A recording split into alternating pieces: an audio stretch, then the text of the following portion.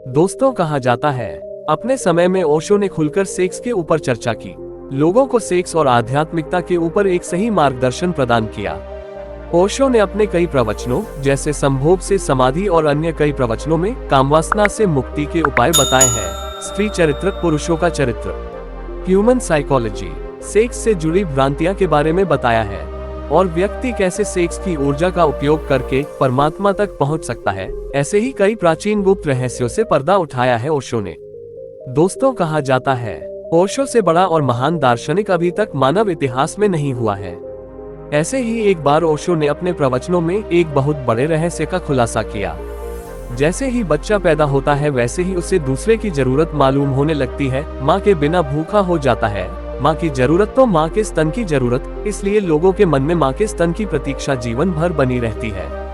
चित्रकार स्तन बनाते हैं, मूर्तिकार स्तन बनाते हैं, खजुराहो या कोणार्क के मंदिर बस स्तन है स्तन, और ऐसे स्तन जो कि होते भी नहीं। इतने बड़े बड़े स्तनों की स्त्रियां चल भी नहीं सकती, अगर चले तो गिर ही जाए।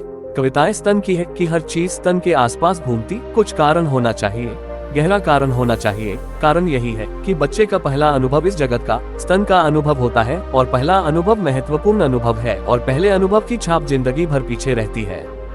इसी पर ओशो अपना एक किस्सा सुनाते हैं। मैं एक बूढ़े आदमी को देखने गया था, वो मर रहे थे। उनकी उम्र कोई 78 वर्ष थी। कमरे में कोई नहीं था, सिर्फ उनकी पत्नी थी। उन्होंने अपनी पत्नी से कहा, तू बाहर जा, मुझे ओशो से कुछ निजी बात करनी है। उनकी पत्नी बाहर चली गई और मैं भी थोड़ा हैरान हुआ, शायद वे ध्यान समाधि या साधना से संबंधित कुछ पूछेंगे। उन्होंने मुझसे कहा, मुझे आपसे बस एक बात पूछनी है। वे बुजुर्ग बोले, मैं मरने के करीब आ गया हूँ, मौत बिल्कुल करीब है, मगर स्त्री के स्तनों से रस नहीं जाता। मैं मरने के निकट हूँ, परंतु जब मुझे मेरी महिला डॉक्टर देखने आती है तो मैं मौत ही भूल जाता हूँ, उसके स्तन देखने लगता हूँ। वे बुजुर्ग आगे कहते हैं कि मेरी 78 वर्ष की उम्र हो गई है, मैंने सब जिंदगी देख ली है, मगर यह स्तन से मेरा रस क्यों नहीं जाता है? इसका कारण क्या होगा? और मैं किसी से पूछ भी नहीं सकता। ऐसे तो मुनि महाराज भी आते हैं, मगर उनसे मैं पूछूं तो बहुत नाराज हो जाएंगे, तो आपसे ही पूछ सकता हूँ। फिर ओशो जवाब देते हैं, बात सीधी साधी, सच तो यह है कि जैसे जन्म के समय पहली याद स्तन की आती है, वैसे ही अक्सर मरते वक्त भी आखिरी याद स्तन की आती है।